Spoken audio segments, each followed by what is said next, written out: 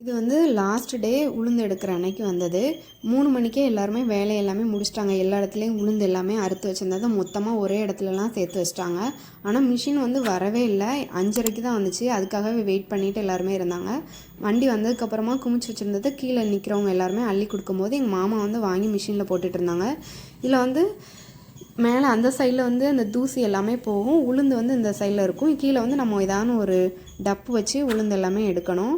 எங்களுக்கு வந்து போன வாட்டியை விட இந்த வாட்டி ரொம்பவே உளுந்து கம்மியாக தான் இருந்துச்சு. விவசாயம் பண்ணுறவங்களுக்கு எல்லாருமே லாபம் இருக்குமா என்னன்னு கேட்டால் ஒரு சில இதில் இருக்காது. இந்த வாட்டி எங்களுக்கு அப்படி தான்.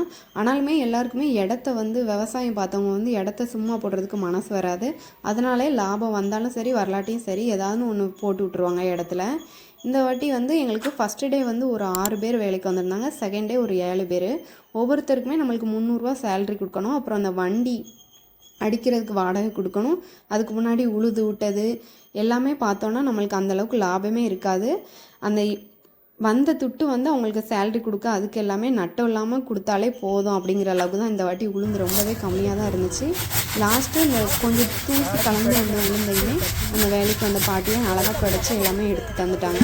இந்த மாதிரி தான் இந்த நாள் போச்சு. இந்த வீடியோ பிடிச்சிருந்தா ஒரு லைக் பண்ணுங்கள். மறக்காமல் நம்மளோட சேனலை சப்ஸ்கிரைப் பண்ணி வச்சுக்கோங்க. நெக்ஸ்ட் vlogல பார்க்கலாம்.